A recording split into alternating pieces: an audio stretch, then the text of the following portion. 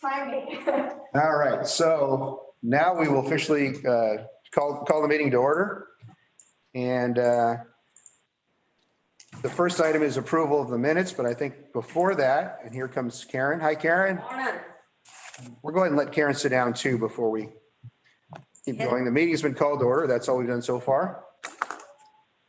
And before we get to the approval of the minutes, I want to welcome our newest member. And we walked up here together and he told me his name. I'll see if my old brain can remember it. I think it's Jim Wright. Did I get that right?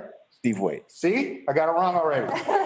So I didn't even get the first name right. Okay. All right. Well, go ahead. Just give us, again, your correct name and a little synopsis. Okay, my name is Steve Waite, of course, and I'm happy to be here and be involved in this and seeing how I can engage and be of assistance. I have a background, as many of you probably saw on my resume, in the oil and gas industry and a few other industries, with also a background as being a water distribution manager. So I hope to bring my knowledge to the table and see how I can help. And myself and my partner Roxanne have been in Cannon Beach about 2 years now, full time. Moved from Portland and prior to that from Salt Lake City, Utah. And I'm very glad to be here, and I've enjoyed very much all the people and the city of Cannon Beach. So excited to get started. Thank you. Welcome, and thank you for volunteering. It's always, To have you. yeah, it's it's sometimes finding volunteers is difficult, and it looks like we found one here that's has a great background. So thank you. Thank you, Doug. So let's go ahead and move on to the first item, which is approval of the minutes. First of all, we've got everybody here that's a member, right? Thank you, Kelsey. I believe we do. All right, so we've got a full quorum. That's good. All right, so now we'll move on to approval of the minutes. I did read them, and I think the important things that were captured in last month's minutes were, well, there's a lot actually, but from my perspective, I think Kelsey, you got that right about our intentions as to what to do until we have get into this summer as to the chairman and vice chairman. And we decided that we are going to have an interim chair and an interim vice chair. Chair being myself, interim chair being myself, and the interim vice chair being Janae, correct? And we'll revisit that question sometime this summer after I know Les is turning out, then we'll have sort of a semi-new group. So I think you got that correctly. We had the discussion on possible alternatives on leak relief and where we're going there. And anyway, I did read it. I think it captured what we did quite well last I make month. a motion to move the minutes as they are. Okay, we had a motion to approve the minutes as they are. Do we have a second? I second that. We have the second. All in favor? I second that. Okay, I think we have a double second then. Okay. Sorry. I approve. All in favor of approving the minutes from last month? Aye. Aye. Aye. Sounds unanimous. Second item after approval of the minutes is public comment. Is there anything there that needs to be addressed, Kelsey? We did have one member of the public ask to speak this morning during public comment, and I think I saw her on the phone there. All right. Jan, are you there and can you hear us? I think you're muted there right now, Jan. Les Wierston. Can you hear me now? There we go, Jan. All right, the floor is yours for 3 minutes. Okay, I'm Jan Siebert Warmond, P.O. Box 778, Cannon Beach, Oregon 97110. Dear Public Works Committee members and city staff, first, thanks to you all for helping conserve our Cannon Beach water, both in regard to quality and quantity for our residents and visitors, past, present, and future. As a member of the Coastal Watershed Council and the Acola Creek Awareness Project, I ask you to please continue to encourage those of us who live and work here, as well as all who visit here, to respect our Cannon Beach water by being frugal and responsible with its use. For 30 plus years, my husband Wes and I have lived in Cannon Beach. We've witnessed many changes in our community. One of the most significant of these is our changing climate. We're concerned about the warmer, drier climate which is being experienced both here and across much of the western part of our country, and its implications for drinking water, agriculture, wildlife habitat, and unplanned fires, etc. In the years I've been able to be involved with numerous Cannon Beach community groups, one of the most inspiring aspects for me regarding this Public Works Committee's endeavors has been the willingness of the majority of the group to encourage homeowners and businesses to take responsibility for our water leaks. Karen and staff are to be commended for devoting significant time and effort to helping bring these leaks to folks' attention so we can get them under control as soon as possible. It's my understanding that the new Cannon Beach Water Conservation Project, called the Eye on Water system, has meter modules which allow us to check our own water consumption regularly, thus helping us to detect our leaks even sooner. Former chairperson of both our Coastal Watershed Council and this Public Works Committee, Carolyn Probst, commented to our Cannon Beach City Council before she left Cannon Beach that although the recent water capacity study report contained much helpful information, in her view, it would be important in the near future to include an assessment of the water needs for the salmon habitat in our watershed for a more comprehensive understanding of our community's water system. It is hoped that the Coastal Watershed Council and the City of Cannon Beach can work together to pursue this expanded study, perhaps through a grant of some sort. It's with all of this in mind that I come to you today to request that for now you leave the Utility Relief Request Ordinance intact. It has served our community well for many years and helped to foster an awareness of the responsibility each of us carries in regard to the water we use. As we witness our drying Cannon Beach climate, it's vital that we be proactive in our water conservation approach. Let's also carefully collect and record our water data, which can help us make the wisest decisions possible for our future, for all concerned, humans and all of nature together. Thank you. Thank you, Jan. That was a very concise and well-worded comment. We appreciate it.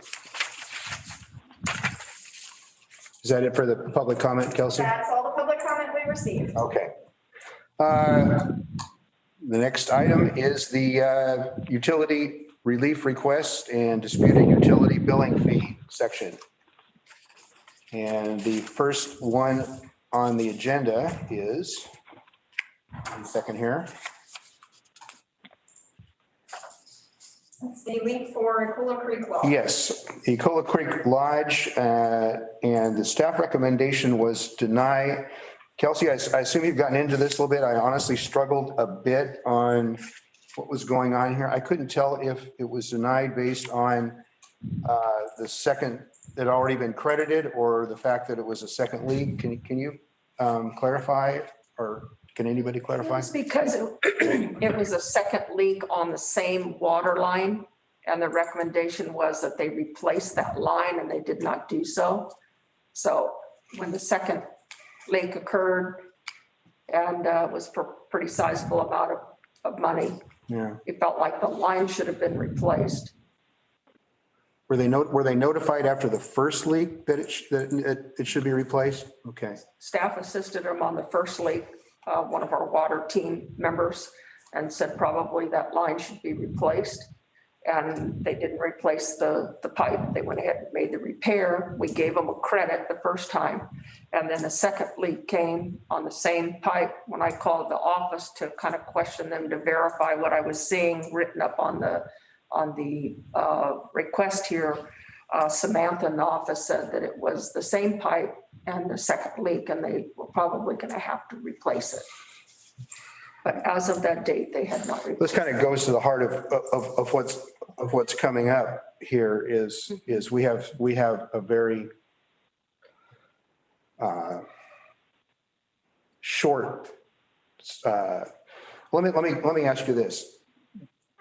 Our entire water policy is only captured in the 2 or 3 lines as to the Public Works review authority. Is that right, Kelsey? I mean, we talk about the ordinance. The only ordinance I could find was we review it in accordance with staff recommendations. I mean, we don't have policies as to when they need to repair. We don't have written ordinance when they need to repair. If they're given notice that they should repair, we don't have that in an ordinance or in a policy. Not that finite. Yeah, and so as much as I can understand that they should have followed the city's recommendation, when we get into these other jurisdictions, they do have policies on that. I just wonder what our basis, other than we just don't like it. That's why my recommendation is that we revamp that ordinance. Yeah, right. We're on the same page there. Yeah. So if next month you get another one for a third link, and next month you get another one for a fourth link. Yeah. You know, when does the city stop paying Right. for reimbursing of Right. water that Right. line is obviously aged, needs to be replaced? Right. And when we get into these other jurisdictions, they have written policies on that. You know, you can't come back for another bite at the apple and so forth and so on. And this is a sizable amount of money here. Yeah. So was I right on that, Kelsey, that we don't have an ordinance on water requests other than just the Public Works line in there that says we're the committee and we review it? I couldn't find one. What's currently in the ordinance is very limited. Right. They're just, okay. And when we get into these other jurisdictions, you'll see that it's much more detail. So I'm going to throw it out to the committee here, but that's my concern, Karen. Obviously, they probably should have replaced it. It was recommended that they replaced it, but there's nothing in the ordinance requiring that, as much as it may be distasteful. So you throw it out to discussion here. It looks like on the request for adjustment form, the utility relief request, that it does say it excludes any exterior plumbing system component failure. And the description says that it was between 2 buildings. So wouldn't that fall into exterior plumbing system component failure that's excluded, listed on the form here in paragraph 2? It could, yes. It was their main line, wasn't it? I'm sorry. Wasn't it their main line?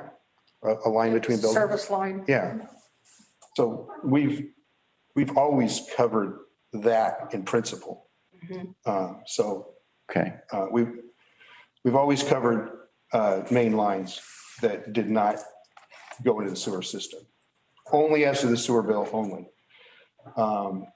So anyone else have any input there? My concern is we can't point to anything in our current ordinance that would be a basis for denial here, as much as they should have done it. We don't have anything in the ordinance that can enforce that. Does anybody have any other thoughts?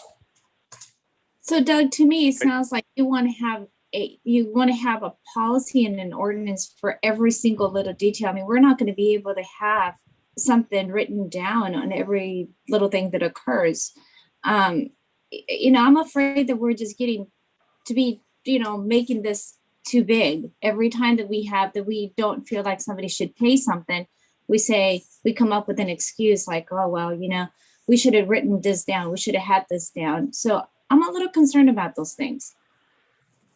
Yeah, After we go through some of these other jurisdictions, it'd be interesting to see how you feel about that, because if we had a policy similar to other jurisdictions, this would clearly be denied because they would have come in a second time during a time frame.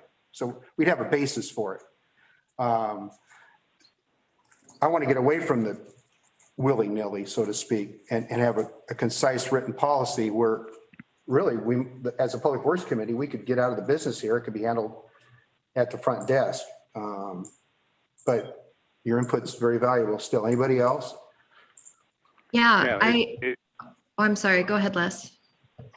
It's really a reoccurring problem because a good share of our water system is in older homes and such, in the presidential streets and North End and such. And they just weren't built to sustain leaks that occur during it. And this is no different than what we do at the ranch and other areas, the conference ground and such. There's miles of faulty pipe in there. Some of it can be replaced, some of it can't. I really question this one because of the time period that they had, but it's not unusual. I know in my service here on the North End, we had a couple lakes that took us over a year to find one that we actually used a special system to locate it. I'm not sure what to do with this one. Maybe kick it to the council and see what they want to do with it. But in the past, whether it's been Conference Ground or the Ecola Ranch, Swigert Ranch, we've usually gone along with taking care of it, even though they can't replace the whole system.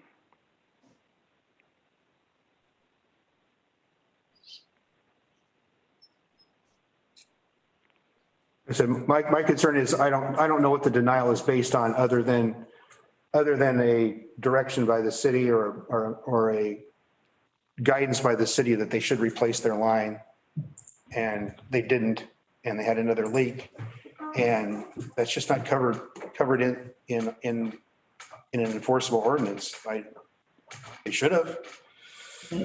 But So, Doug, I agree with you that it's hard to make a decision. It's very difficult to come to sort of a decision that we can stand behind because there's nothing written down. So, but is it possible within our group that we can, like, so for me, when I'm looking at this, it's a lot of money, yes, but it's also a lot of water.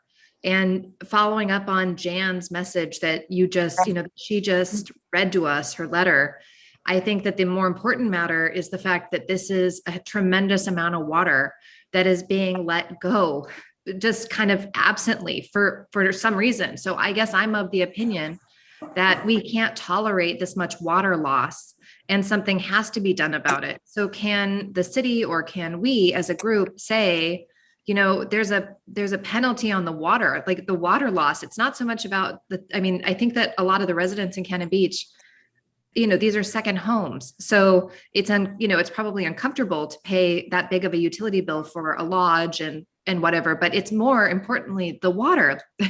And so I just feel like, is there something that we can do, put a time limit on how long it can lapse so that that's the recourse? Like you have X number of days to get this done. And that's exactly what we're going to talk about at 925 is different options, alternatives, and scenarios for creating an ordinance that would cap, limit, and govern in detail a owner's responsibilities when it comes to leaks. And almost every other jurisdiction, this would be covered and probably be denied because of the time frame they came back. But we don't have that right now. Right. So, hopefully, what I'm hoping is we can get an ordinance that captures the benefits, benefits the owners in terms of their exposure, and also, to Jan's comment, eventually ends up with a net gain in achieving less water loss. This, I don't really know what to do about this one, and it's a committee decision, but I just can't find the basis for denying it under our current ordinance, even though I agree, it's a lot of water and it's unfortunate, but I don't know if somebody wants to make a motion. So Doug, let me ask you a question. Would it make you feel better if we asked the city to cut their fee in half? I mean, would that make you feel better? I mean, we're talking about a lot of water loss, a lot, I mean, all of us as citizens are paying for this. Yeah, It's I not just, completely agree. The problem is I don't see the authority to do that. I don't see, right now we have policies. If we just follow what we are doing, I don't see that we are not. Right. I agree with Janae. I mean, I think that why don't we just, since we're all here, why don't we do a motion to see how we all feel about denying or approving it? And that is our process. That's the process we have right now until we make another one. I agree with that. I mean, we feel. I think you've got to, hello. I think you got to realize that this isn't the water bill. This is what was charged for the sewer, and none of it entered the sewer. So that's what they're asking for the rebate on. yeah, Not, they're still going to pay for the they're water. paying for the water consumed through their water meter. So they're, this is just because it didn't enter the sewer. That's right, Les. They're still going to pay for the water regardless. Can I offer a suggestion? Sure, yeah. Committee? Karen, please. You can always change the staff's recommendation, and you can base it on the fact that they now have a new meter module that they can watch and monitor their leak. And if they monitor and they experience a third leak in the same line, then your decision may be differently next month because they have the new meter module. They can observe it and take action right away. Once again, that's what I want to capture. And I've got a text from Daryl. He says that's not the service line. It's a line between the two buildings, like what's written here. It wasn't the service line from the city's property to their property. And they had a difficult time locating it. And so now they have the new meter module. If they monitor it and they experience a third leak in that same line, then the committee may look at this differently. Well, again, that's what hopefully we can capture in an ordinance. If you have eye on water, then here's your response, et cetera, which is a later And discussion. I don't imagine your revised ordinance would be in place that quick. So if you get a third request or a fourth request, that's the committee's option to see if they want to keep paying out $5,000 every time there's a leak. Right, exactly. Okay, well, Karen, just to clarify that was not the service line. It was an internal or on their property line. Yeah, it's between two of their buildings and the hotel property. It was not the city's main line to the property, which is considered the service line. Sure. So then the excluding exterior piping system component failures would apply to that. well, Okay. we've always covered underground lines that don't enter the sewer. I think this is where the call for a revision in the ordinance is appropriate because now that they have the meter modules and they can monitor, if they're taking immediate action, our leak request should not be this sizable. Right? The whole idea. So it goes into the conservation encouragement. But there comes a point where even if they find it right away and they make the repair, at some point or another, they'll still put in a leak request, but at some point or another, they got to recognize that they got a bad pipe. And there may be 3, 4, 5 leaks that they keep experiencing because the pipe needs to be replaced. At what point does the city quit paying out because their lack of maintenance, that's where this is going. Right, and that's covered by these other But the difference is they didn't have their new module, so they weren't able to monitor it. They had a hard time isolating it. Now they got the new module. And if the committee gets a third request, then they could evaluate it under a different set of eyes. Well, again, if we get the ordinance changed, because the ordinance right now does not address whether you have the new module or not, and whether you should be judged differently if you have the new module. And you're right, if the ordinance doesn't have that specific outline, but I think the committee would have the opportunity to deny it under the criteria that I just said, that we've gotten the new modules. We're in the process of changing this. This is the third request for a sizable amount of money, Right. and the committee's decided to deny it. They can always appeal that and take it to council and ask for, a reverse of our decision. But for a sizable amount of money for a large business, I mean, the committee has the prerogative to do that. This Les again. I still think that we've got to recognize that this was an extra charge for water that was supposedly going into the sewer system, did not. And this wasn't for the volume of water or anything. It was for the sewer charge, and the water evidently and positively did not enter the sewer. So I think they have a right to claim the billing. Yeah, I'm kind of with Les. They're not asking for relief from their water bill. They're only asking for relief from the sewer bill that was not, and the sewer was not burdened by their leak. So I'm still struggling with the denial. Well, I agree too. I think it's, since we didn't have to treat any of the water and they paid for the water and we didn't have to treat it in our sewer system, I'm inclined to approve this, is my opinion.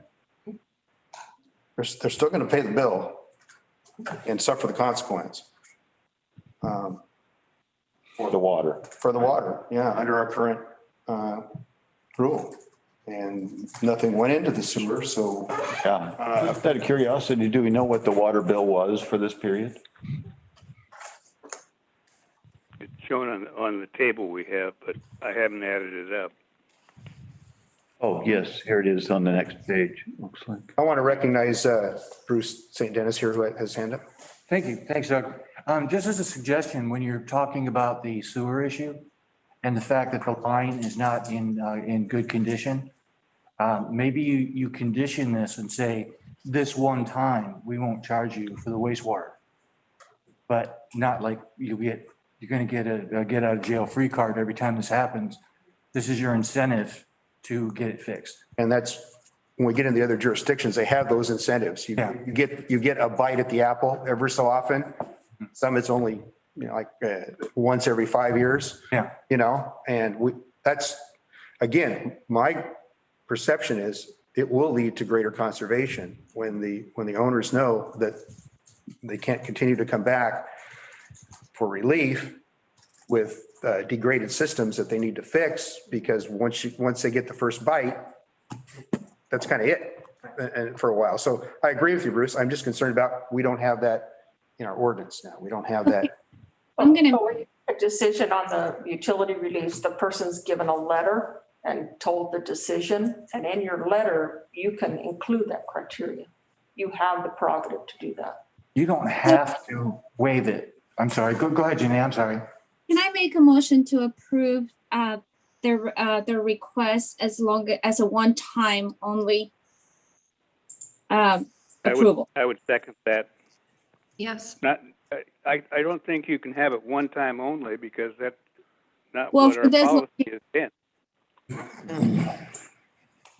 You mean approve it with the speculation that they get that line replaced? Because this is the second time you guys have approved a leak request for the same location, same line. Can we make Thank you. the Yeah. approval conditionary? Okay. Yeah, that's the only part I'm gonna have. Let's not forget that they paid for this water. That Yeah. Right. penalty in itself, that they probably can't afford to pay for all that water too. This is a charge that they didn't incur, and that's why they're asking for it back. And I did a quick add up of the period for the water use, and it's almost $20,000 that they're paying for the water. Looks like right around 20 grand during that period.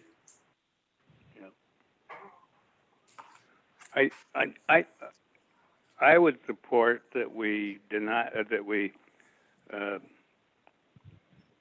approve the request. And I would I second think that. what Jan was saying in her comment was that we look for ways to improve the ordinance that we have. Right. But it's been an ordinance that we're all familiar with. And I think we ought to go slow and we ought to go where we can have comment from people. But I would think that I would move that we approve the request. And I would second that. And I think that because your approval is discretionary, that it would not be inappropriate to put a condition saying that this is the last time we will waive the sewer. What's the basis of that, Bruce? I don't know when we've ever done that before. Yeah, that's my concern is it's not written, it's not written in our ordinance anywhere where we can do that.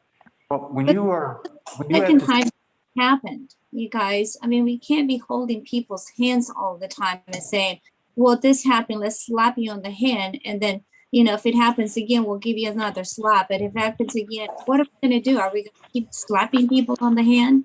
I mean, I get it. It didn't go in the sewer, but it's still water loss. Yeah, that's what I agree with Janae. It's just the point. It's not about the dollars. We do need a mechanism. And I think that's what we're talking about. I think that, Karen suggested we're going to have this new meter. That is our recourse for if there's a third time.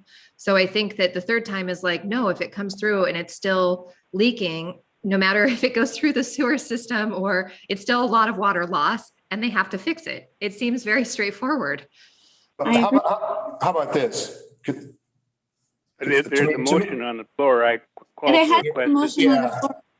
for a Right. while. Okay. And I'm gonna, just before we vote on that, I'm going to vote no on that to have an alternative that I think everyone can live with, but I guess we do have to vote on it. Is that right, Kelsey? Yeah, actually, the first motion on the floor right now is Janae moving to approve the utility relief request, and Les seconded that motion.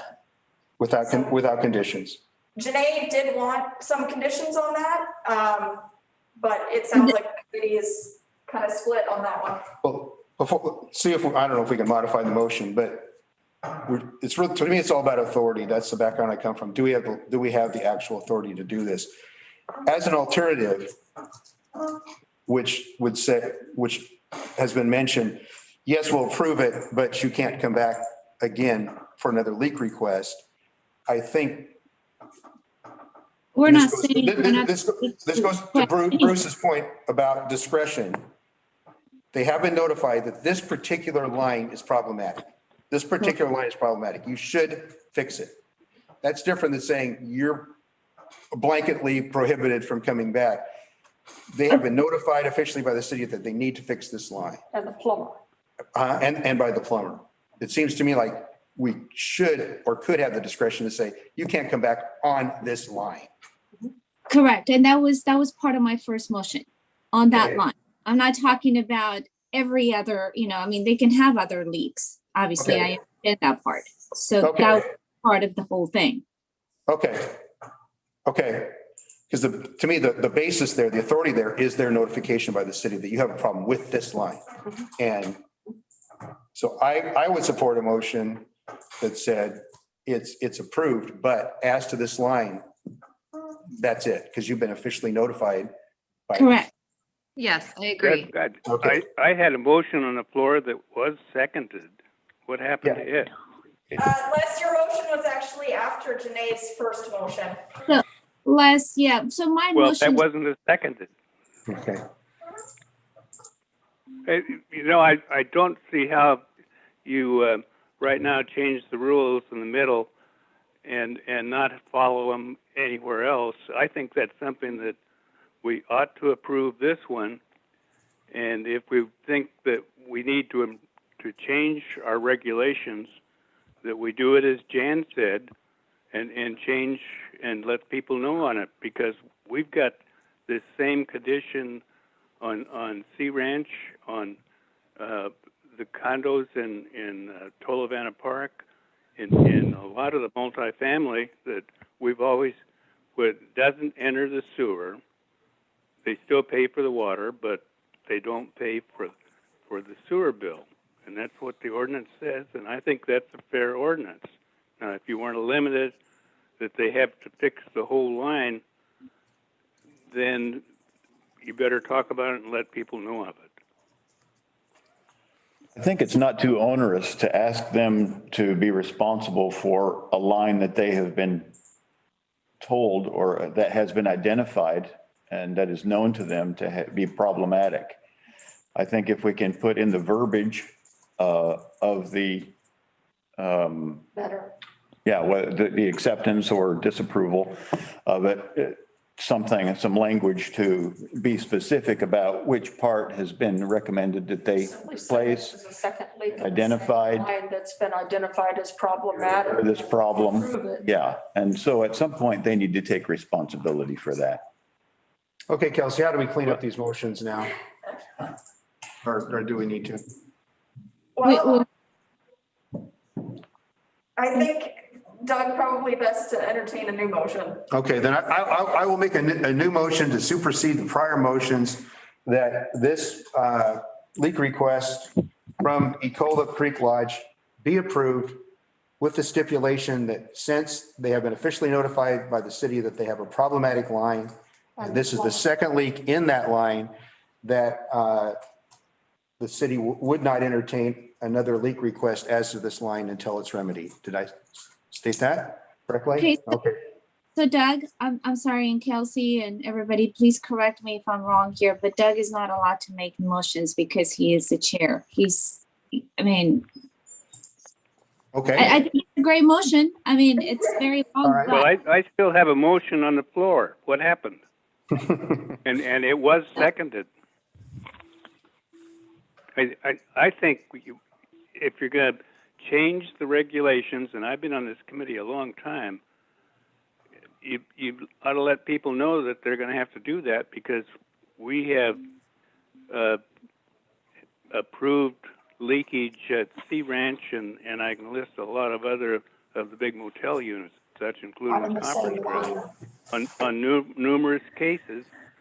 And also we've got the old pipes in presidential area and everywhere that if it doesn't go into the sewer, they are reasonably entitled to have a credit for what wasn't used by the city. They paid the water bill.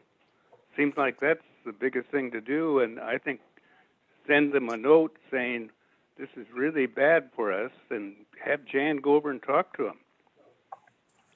So, first of all, I just want to say one thing is, are we following Robert Rules of Order or are we not? I'm just, That's what I'm asking. because we're all over the place on this. Yeah, and we shouldn't be. So let's get it straightened out. So Kelsey, can you get us straightened out? Somebody, So- please. The initial motion that never moved forward was Janae moving to approve the utility relief request. And Les seconded that motion. And then I believe, Janae, you kind of added the stipulation that we should restrict them in some manner. And then it evolved from there. And then Les had his own motion and someone seconded that. So as far as Robert's Rules of Order, you have to address the first motion first. Correct, exactly. So like you said, my motion was with the stipulation for this leak. So this was at one time for this leak. I don't know where we got to for all the leaks, but it was the stipulation for this leak only. I mean, at one point they have to repair it. I understand that there's not a lot of money, but they probably have insurance. That's one thing that we're probably not looking into, which we shouldn't. But let's just go back to the water part. We did, it doesn't matter where it went, the water was lost. And again, how many times do we have to hold our hand? It's a project that needs to be done. Let's do a fundraising if that's what you guys want to do. But, we need to just, if this happened to, let's say, my house, what would the answer be on that? I mean, I'm just throwing those things out there. We need to kind of be thinking about, we really should be making everybody responsible. This is not the first leak. They know that they has to be repaired. I get it. We don't have a lot of money, but it's got to be repaired somehow. Those are my Okay. 2 cents. Sorry. All right, let's clean this up and move on since we're past due. So Kelsey, can we vote on these motions in order and knock them out to clean up the record? So your first motion with Janae moving to approve the utility relief request and Les seconding that motion is what was on the floor first. Okay. And just a flat out approval. Correct. Okay. However, after she said that and Les seconded, Janae kind of said that she wanted to add some additional stipulations. But the initial motion and second as it stood was to approve. Okay, so let's clean up the record. Janae made a motion that was seconded to approve it without conditions. So let's vote on that. All in favor of that first motion, aye. Aye or nay? Aye. Nay. Nay. Oh, hold on, guys. If you could all say your names as you're voting, that would be very helpful. Okay. Les, go ahead. Les, yes. Okay, Les voted yes. This is Amber Fowler and I say nay. This is Janae and I say nay. This is Doug, I say nay. This is Steve Wade. I say nay.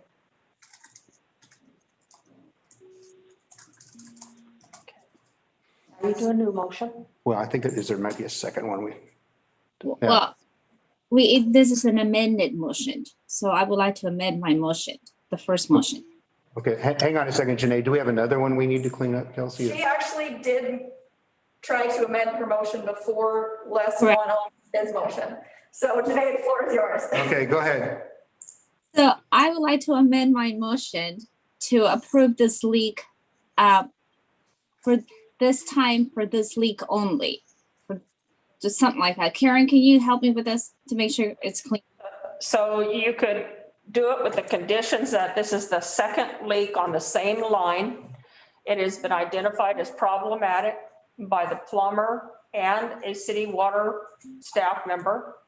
Yeah. And that the committee feels that they will approve it this time, but future leaks on the same line without the line being addressed would not be approved.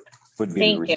responsibility That's of the board. perfect. Yeah. And hold that thought now that she's typing it into the record. Mr. St. Dennis wants to say Bruce something. has a comment. Yeah, our comment. Janae, I don't think you can amend a motion that has been voted on and failed. I think you're starting with a new motion.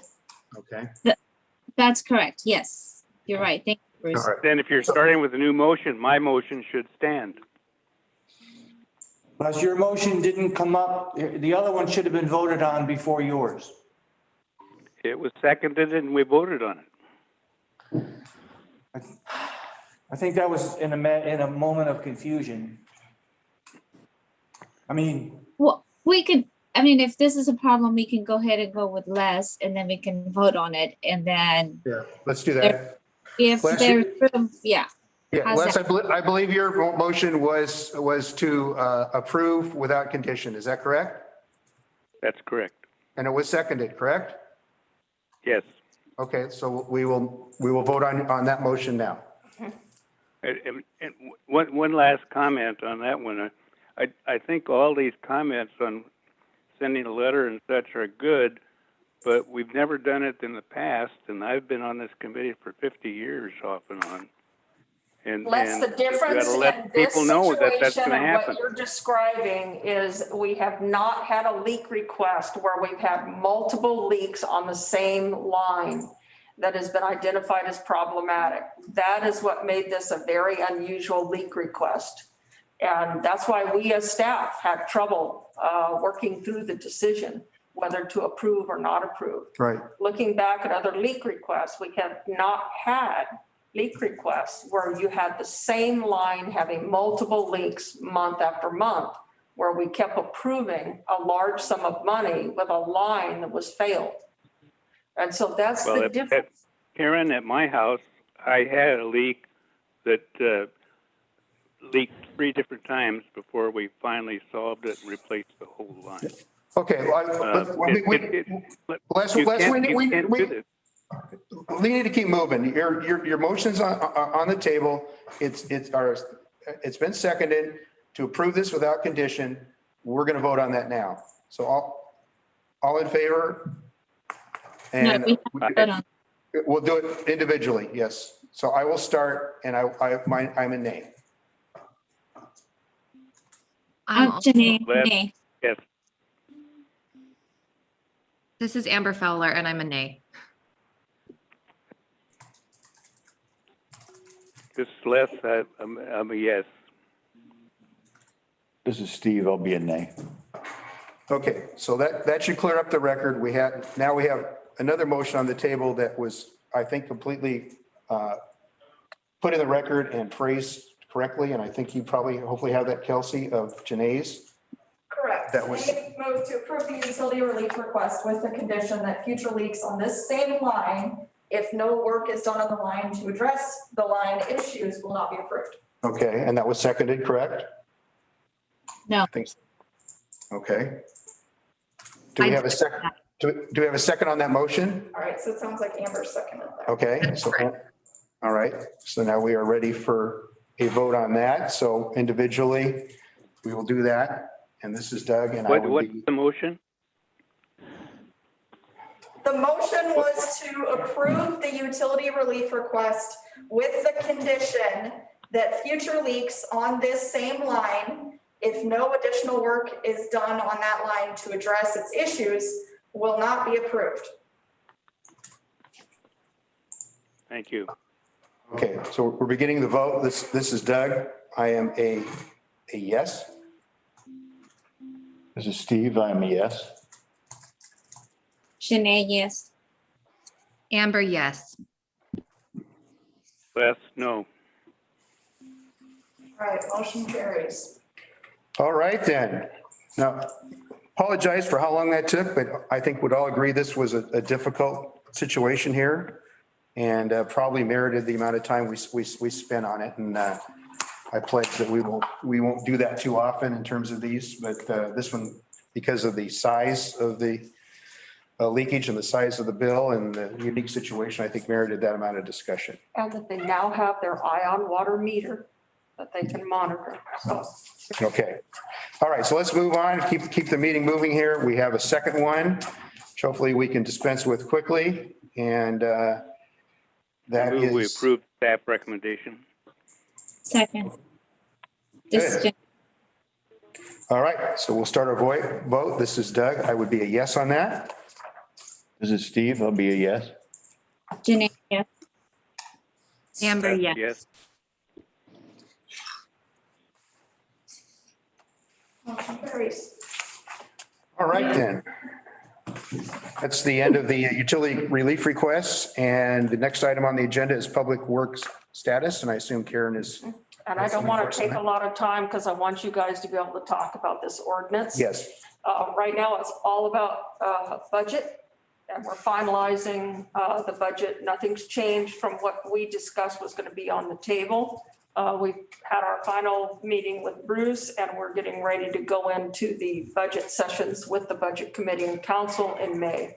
And so that'll go on for 3 to 4 weeks, depending on how quickly they approve it. And so that's what our focus has been.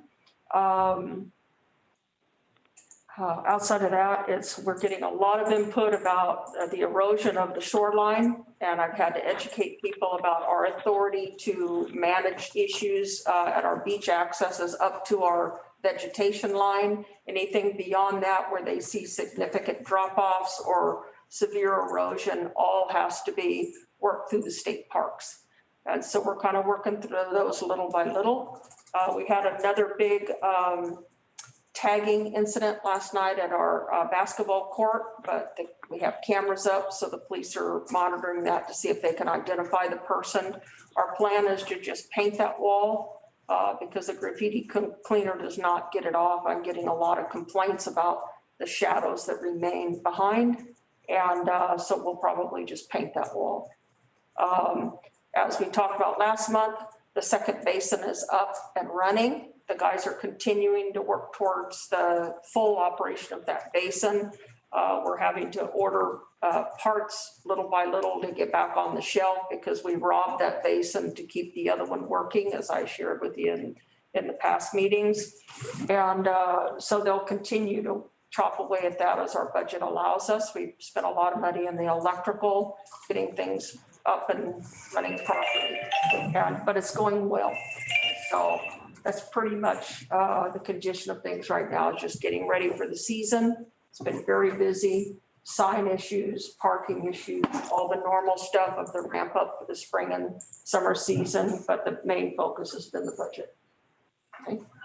Questions to Karen from the committee? Karen, did you mention the American Recovery Plan application? Yeah, we talked about that last month. About that. The federal money that I told you is coming. We already know that we're getting 364,700 and something. Our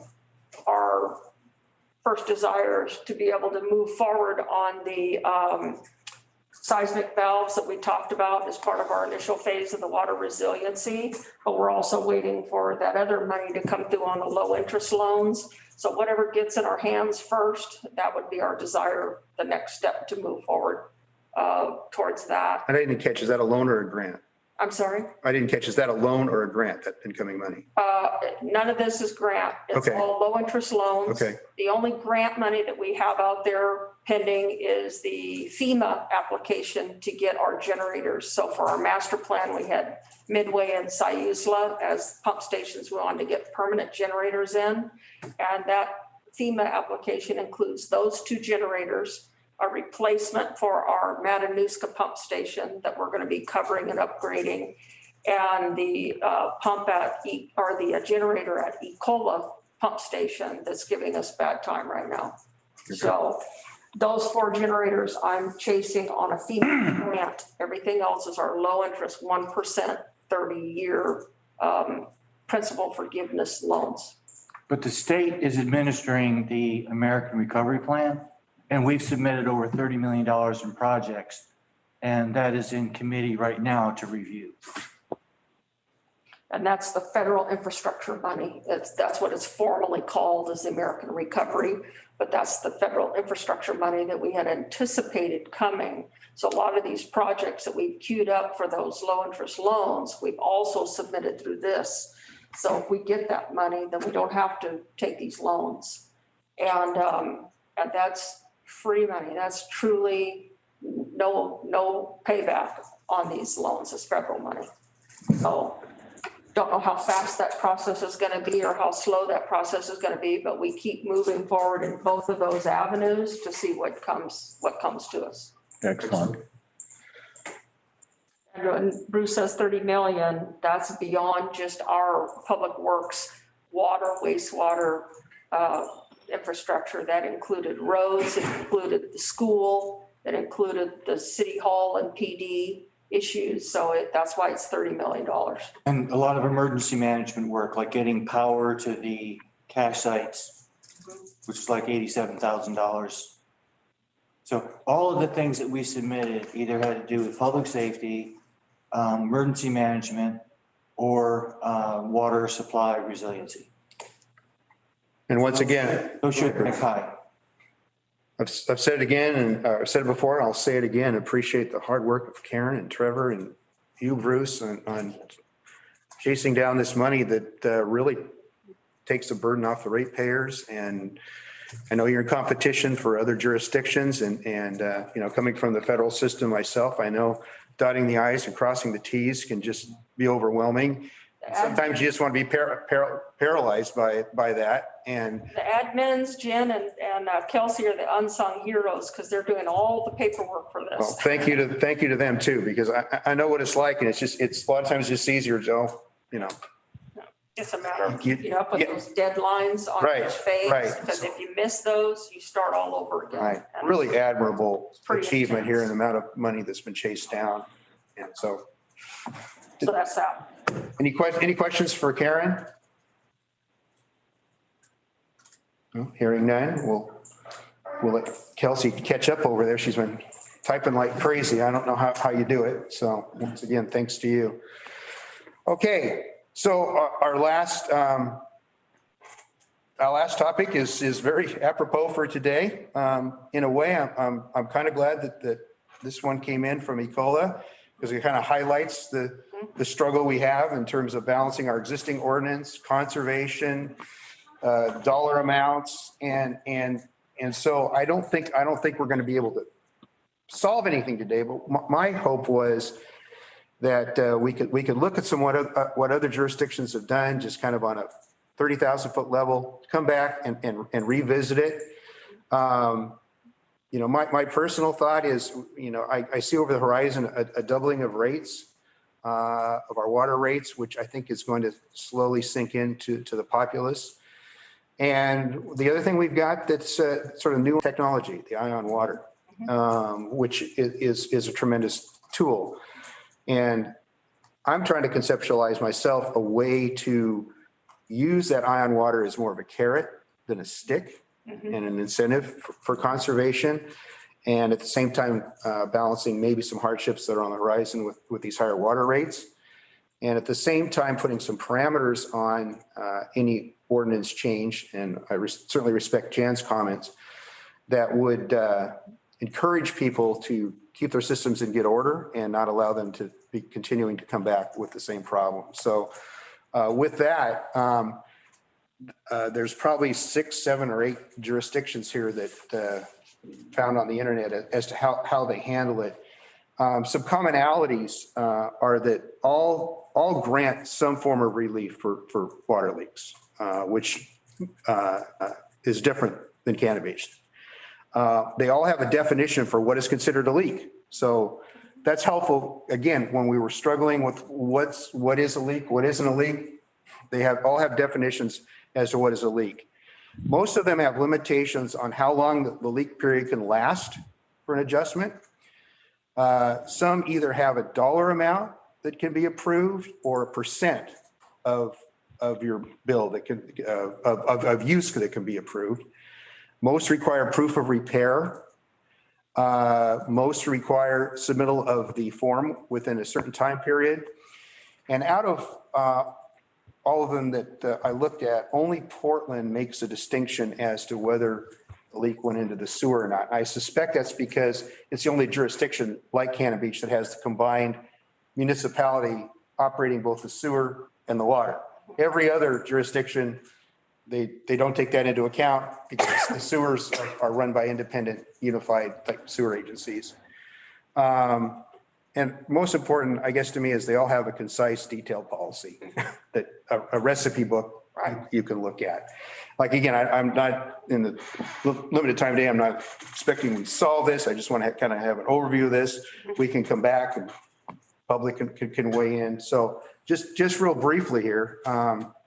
Question, Doug. Yes. On the ones that you selected to take a look at, I realize they're somewhat random. Do Yes. any of them have the technology that we're putting in, that we made an investment to put in to help people monitor the usage? I know Hermiston did the ion water technology just like us. Right. And I have a question on that. I did the research on all of these other than Hermiston. I don't know where it came from. Did somebody else submit that? We included that as staff. Oh, okay. We had reached out to Hermiston for more information since they're a little bit ahead of the ion water project. They're further along than we are. So we were curious as to what they were doing. So we threw that in there as well. Well, that's a great move. And so I don't know, maybe somebody else wants to That's a summarize true this. apples to apples comparison. Yeah, and that's great. Community size, but they have the technology. I wasn't sure if they had updated their ordinance to support the change in technology. So does somebody want to summarize Hermiston? That's the one that I didn't really prepare because I didn't submit it, but I'm just looking at here, their policy or their procedure or their rule or their ordinance, whatever it is. It's looks like, you're only eligible for 1 leak per meter in any 2-year period. Within 30 days, they have to submit proof of repair. The water leak must have caused water usage to be 50% higher than the use for the same period. And they must repair the leak within 30 days. I don't know if I adequately summarized that, but Pretty much it. that's Hermiston. Yeah, and the one kind of big piece at the beginning of their policy is that they use Beacon, which is the ion water system, that must show that there is a leak during that billing cycle. So what the system picks up on is if there's continuous 24-hour use, it will flag the account as having a possible leak. It could be other things. I know Daryl, one of our utility workers, always likes to talk about somebody who's got an ice machine that's turning over a lot of ice. So that doesn't necessarily stipulate that someone has to have the ion water account, because city staff can actually go in and look at someone's account. So it sounds like they're definitely using that technology and kind of putting that in there as it has to show that you have a leak, but not necessarily requiring everybody to sign up for an account. So that is, similar as far as the system they have in place, but, we don't necessarily have to go that direction as far as how we want to use that technology. But that's that. I want to clarify that reference to Beacon is the ion water, the Beacon meters. that we Okay. have. Okay. Well, that's good. I'm glad you pulled that out. You found one that actually had the technology. If you guys feel that you want to do a workshop session Yeah, and just work on this only, yeah, you can certainly do that. Yeah. The Parks Committee just had a workshop session that they worked on the COLA Forest Reserve update.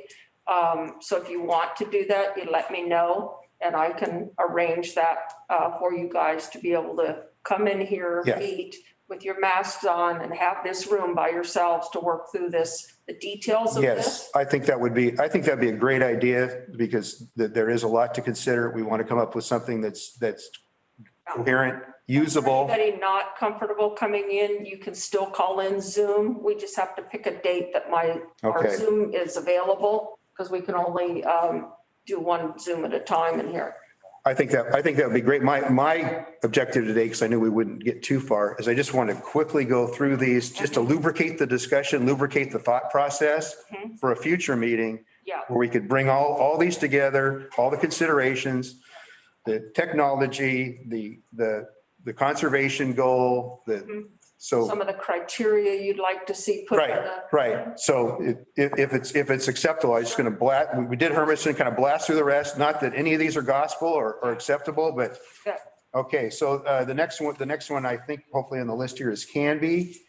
They have to have, the customer has to, I'm on their policy here. Customer is found to have had an accidental and unavoidable period of excessive water use. To be considered excessive, the water must be at least 50% of the normal range usage for the month.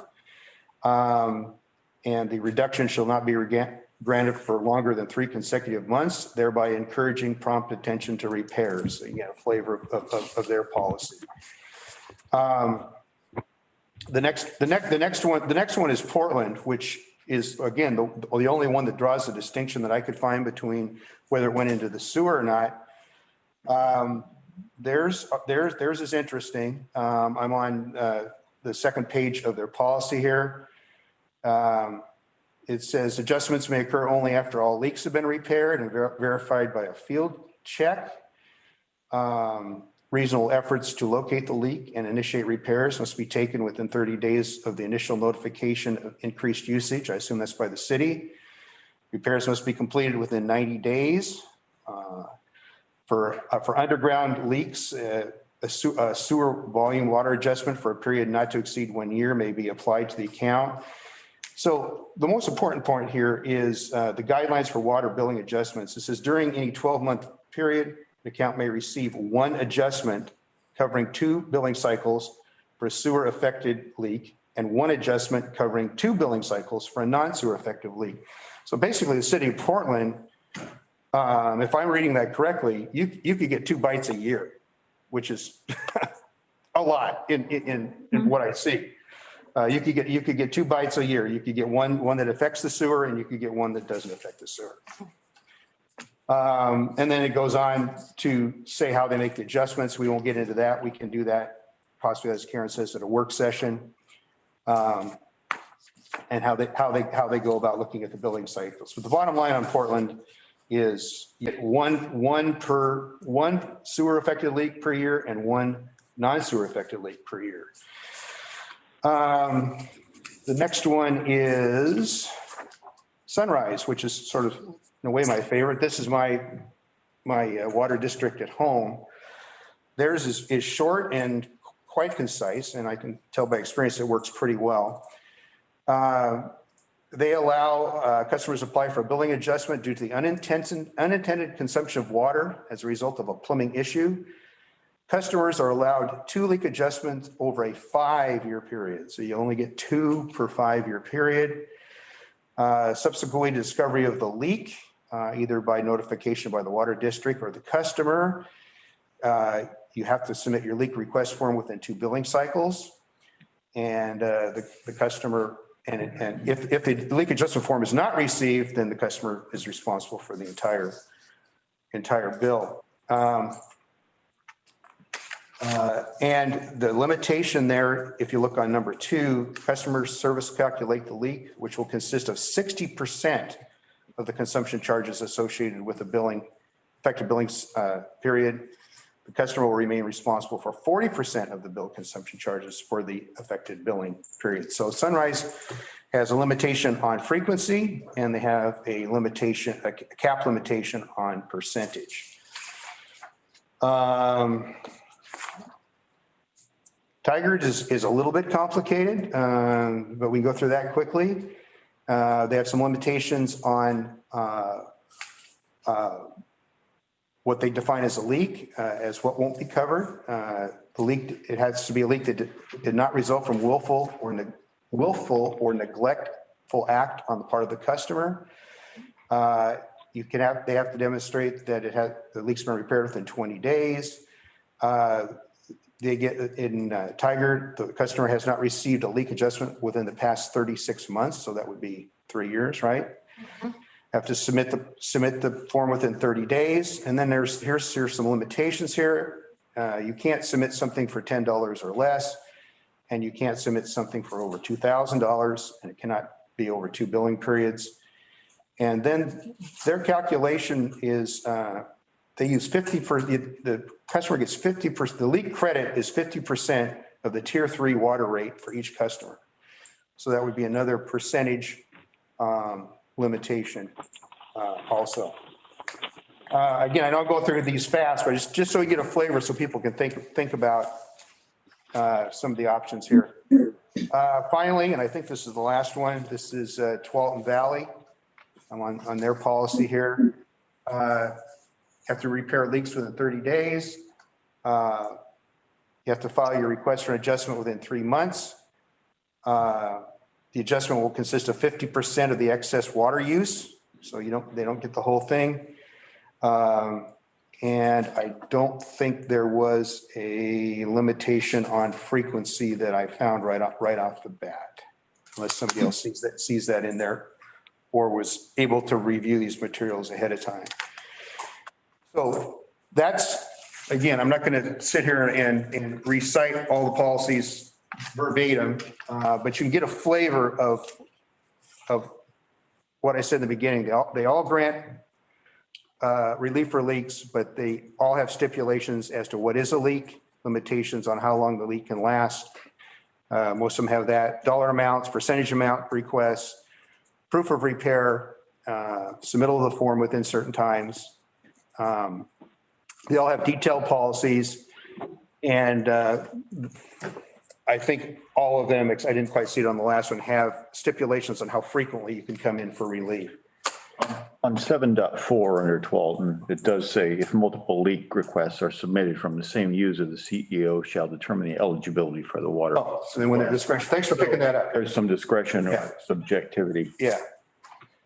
So and that's all I really wanted to do today on this. I want to, unless there's more discussion, but it goes back to our original, I'll say, struggle on that first one. And this doesn't mean that I think we need to go down following these exactly.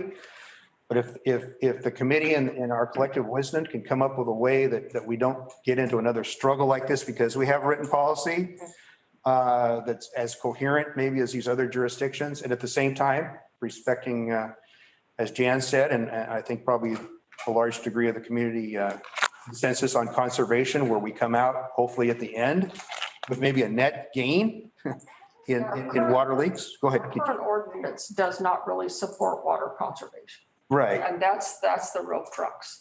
And so the investment we've made to get the ion water out into people's hands, the payback of that should be that people have to take some ownership and embrace the conservation of water and not use the excuse that their budget doesn't allow them to fix a pipe, because if it allows them to pay a $20,000 water bill, it certainly allows them to repair a failing pipe, you know? Mm-hmm. And so there's a balance between cutting somebody a break when they've had a situation versus saying we're expecting people to conserve water.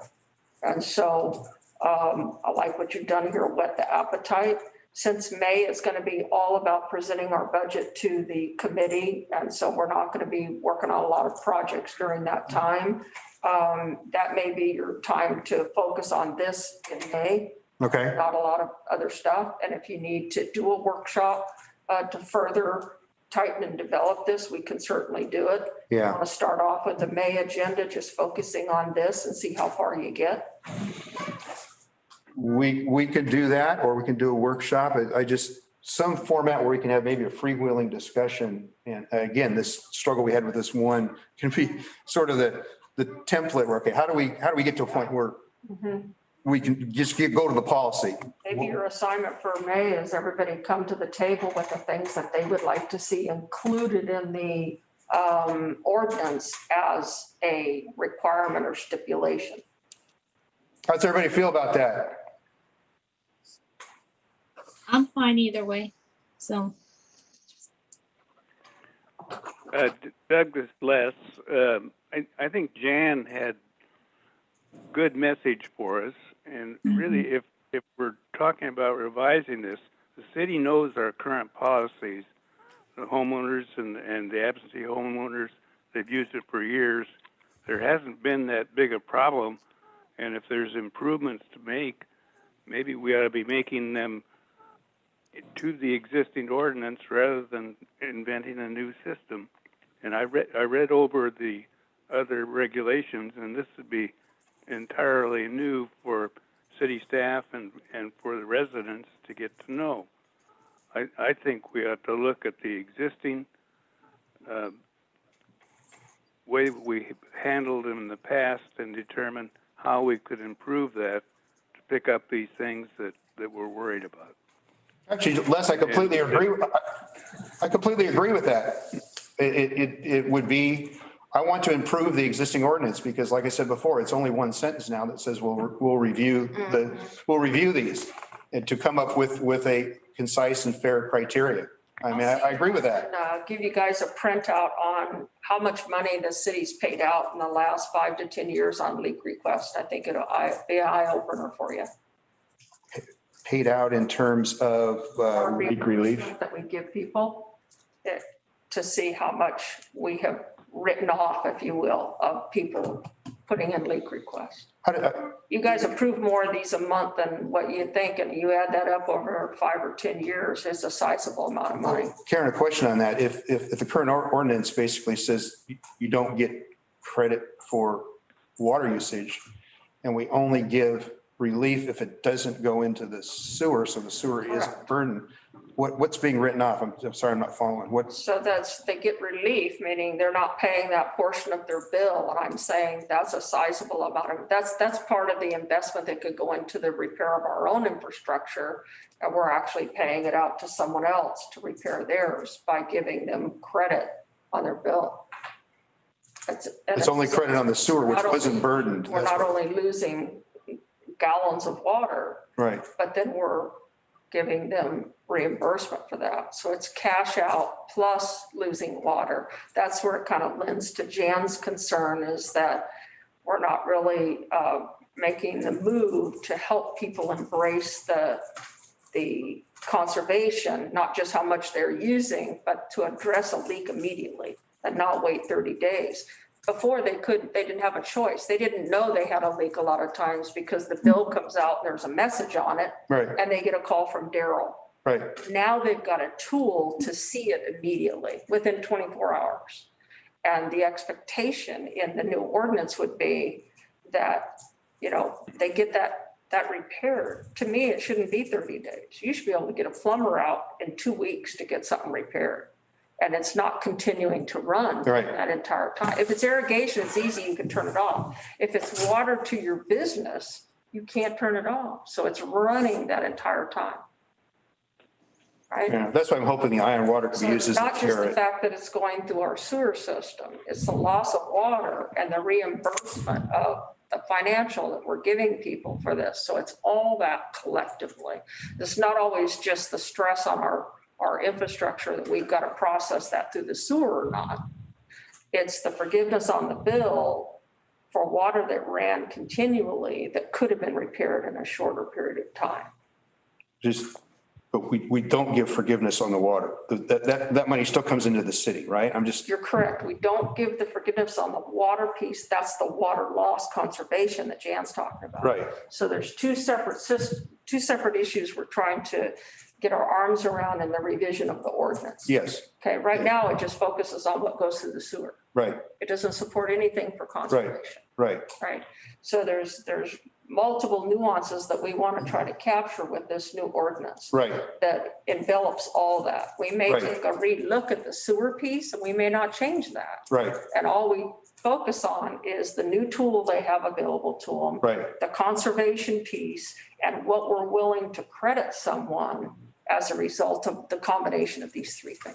Well stated. Make sense? Yeah, I don't think I could have done that better. That's what we hope to accomplish in this work session. Okay. So, And maybe a little public outreach in their water bill or something, letting them know the how the new technology works and that it benefits them. The city's made an investment in benefiting them. What happens right now, Steve, is when that module's put in, there's materials that are left behind to the customer. Okay. And then Kelsey and I follow up 30 days later, once it's in, we do a follow-up letter that says, hey, remember, you got a new module in, here's how you get signed up for Ion Water. Because a lot of times when this is happening, people may be moving, one person's going out, another person's coming in, or Daryl's working his way through town, changing all these out. A lot goes on. It skips people's mind. And so the follow-up letter is a reminder that helps them get signed up. Once the project is complete, we will go after the people that have not signed up with another opportunity to help them get signed up. A lot of people are not tech savvy. It's pretty easy, but we give them a step-by-step how to get signed up. And we're trying to get our percentage to at least 50%. Right now, we're just hovering right around 30-something%. We'd like to get it to 50. That's about as high as Hermiston has been able to get with their takers.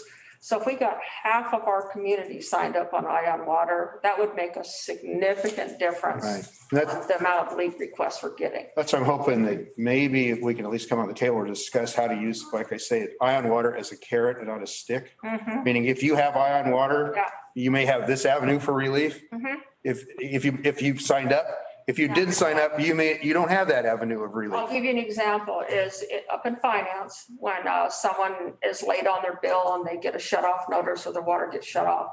When they call in to make arrangements and get the bill paid so they can turn back on, our finance director has the authority to say, if you get signed up on automatic bill pay, we'll waive your late payment fee. Same kind of thing. So it's an incentive for them to get in automatic bill pay so that they Yeah. aren't late and they have penalties or the water gets shut off.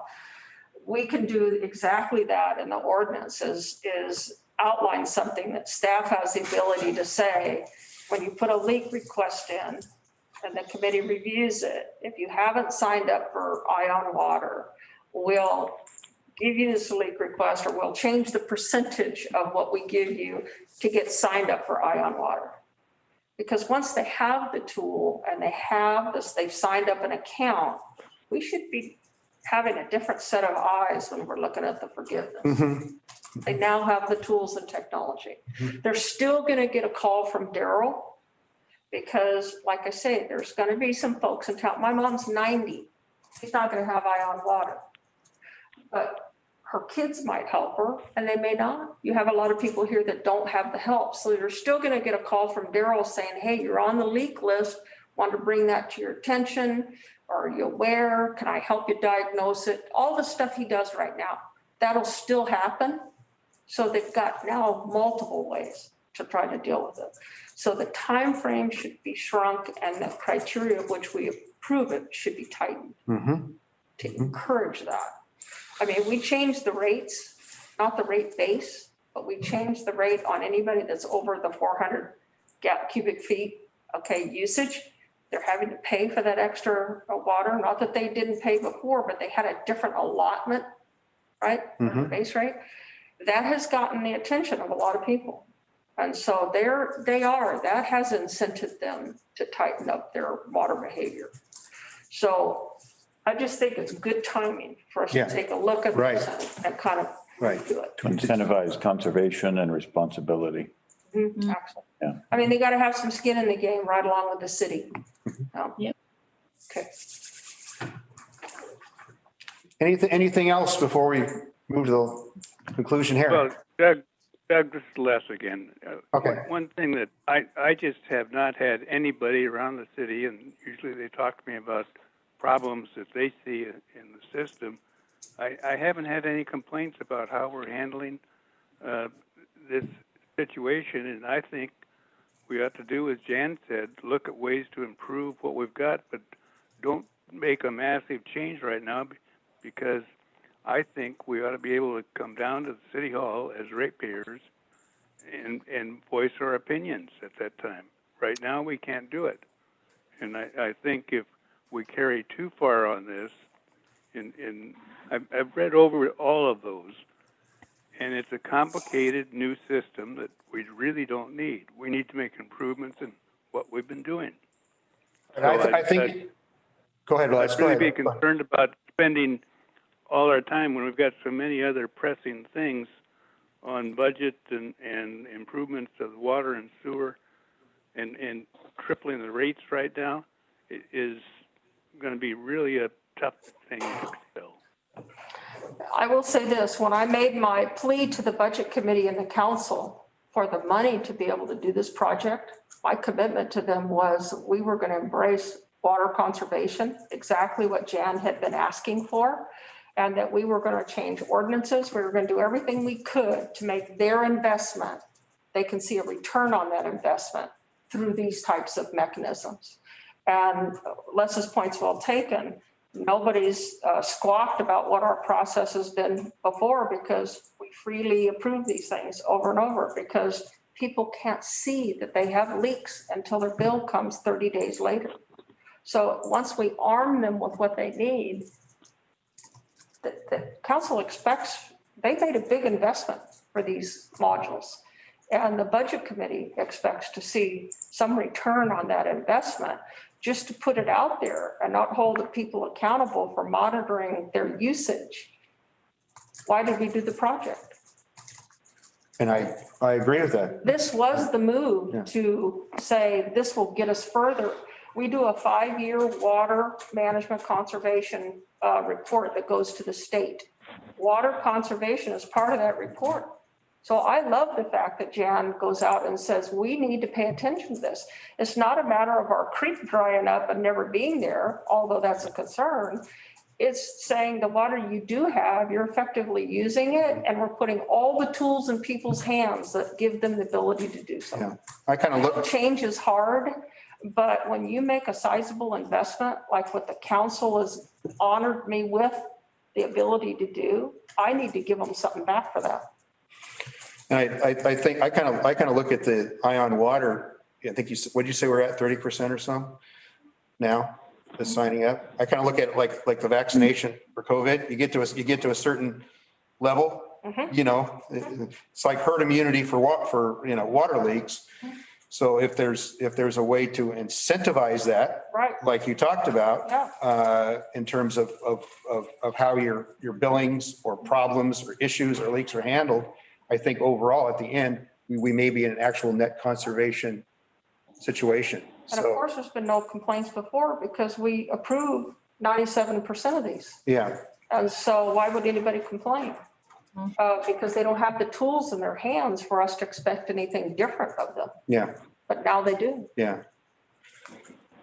Otherwise, we should have not done the project. And it's. That's a great point. It's an important project. That's a great point. Yeah, as I said, I think it could be used as a carrot instead of a stick and as an ultimate tool for conservation.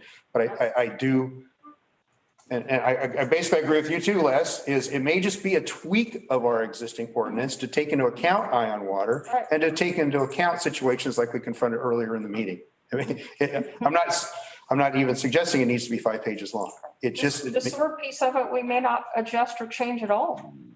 But the other aspect of it, we should look at. I didn't hear what you said in the beginning. The what? We may need to change that The all? sewer piece of it, you may Right, not adjust Right, at all. right. Okay, so that was probably a little bit of an early workshop we just had. But that's okay. So what's the committee's feeling on putting it on the next month's official agenda or having a workshop? And then we'll conclude. Karen's suggestion, what I think was good, is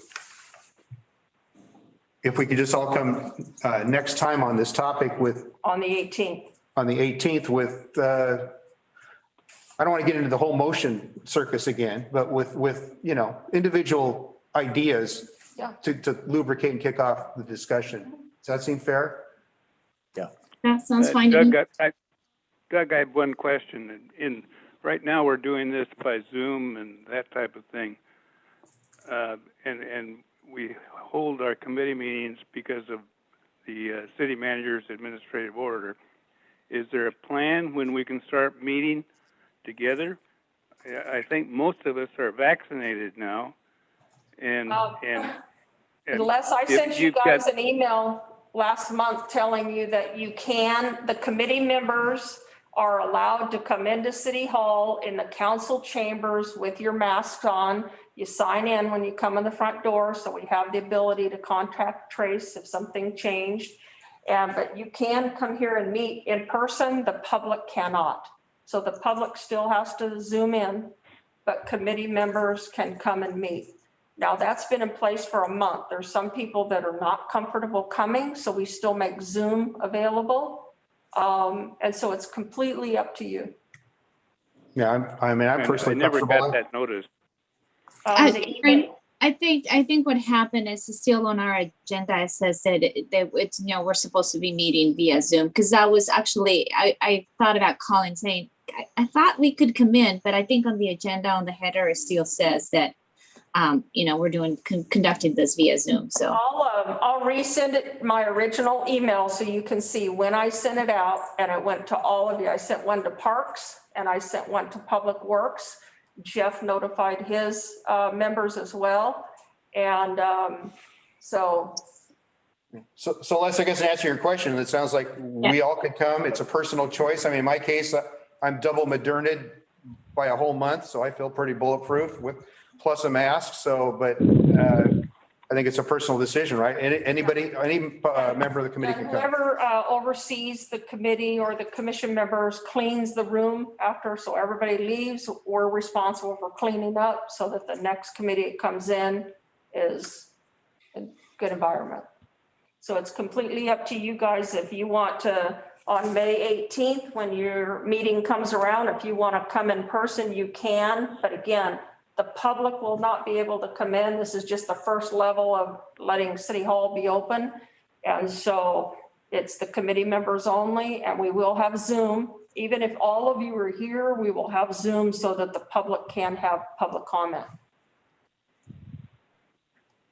Okay, then. So I never got that notice, which maybe, and the one I get right now, it says that we participate by Zoom.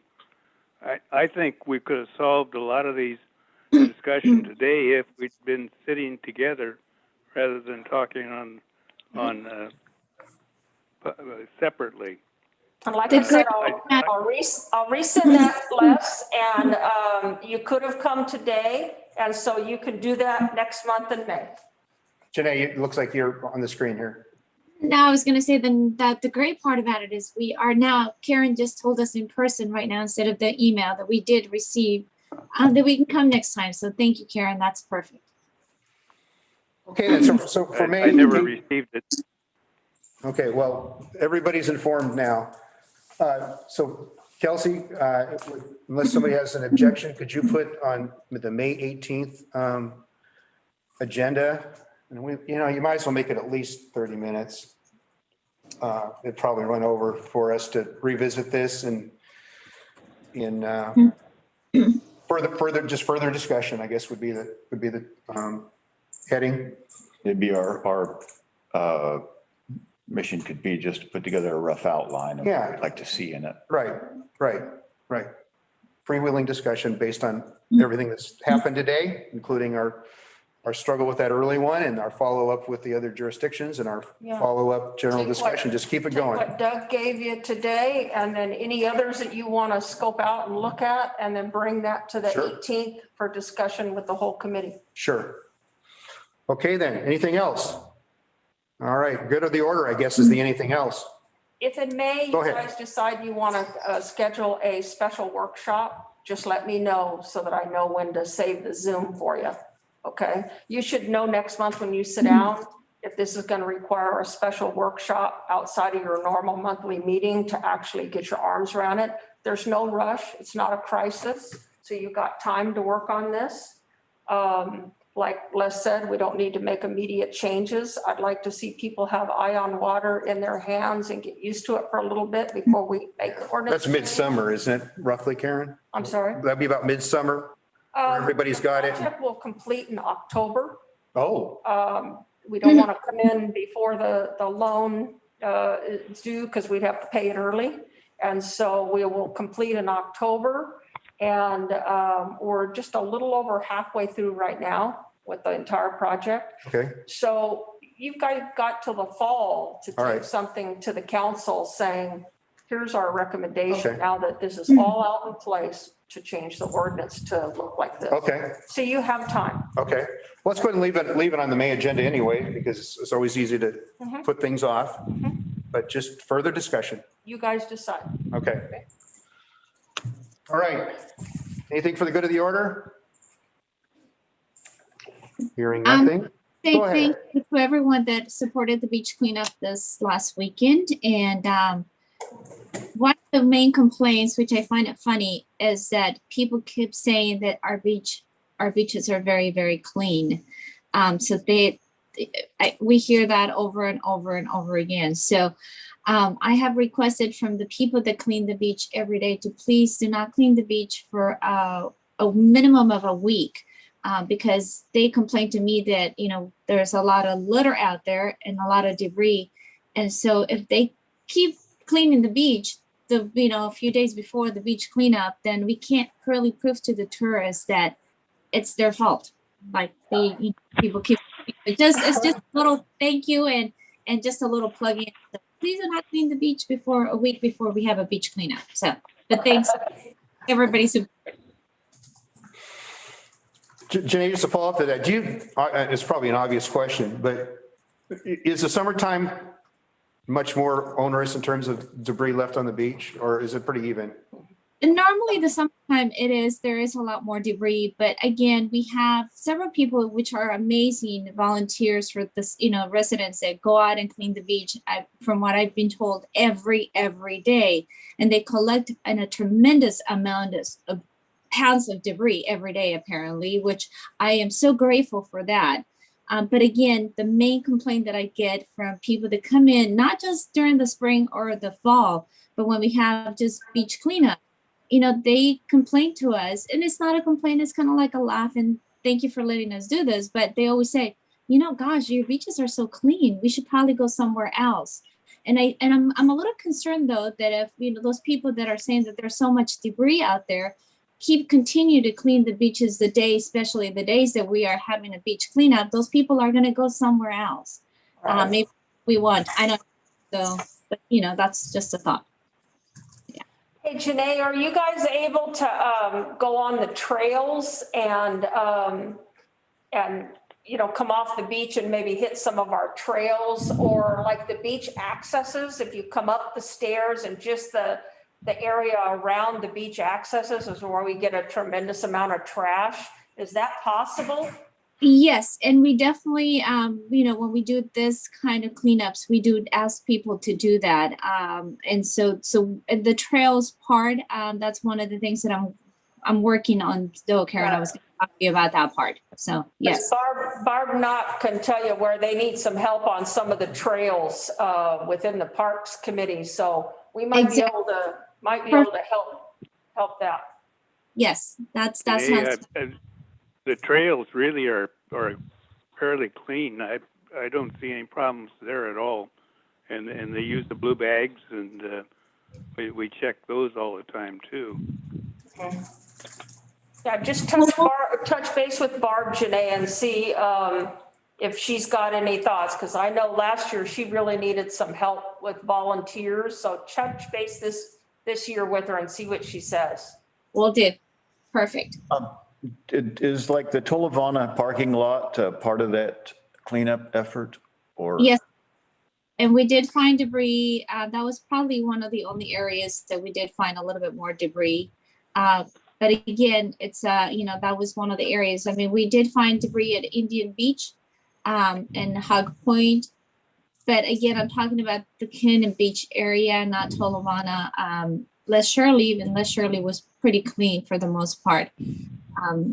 But that's, like I said, we do hit all those places. We go all the way from Arch Cape to Ecola State Park when we do this beach cleanup. So if you guys see a place that, needs an extra special cleanup, just call me and let me know and we'll set it up. So that's not a problem. Again, I'm just requesting that you guys do not clean the beach like the week before or like a couple of days before if there is that much debris. So that's it. Thank you, Janae. Anything else on the good of the order? All right, then we're officially adjourned. Thank you, everybody. Thank you. Thanks for hanging in there. Thanks, you guys. Amber had texted me and said she had to leave because she had a 10 o'clock meeting.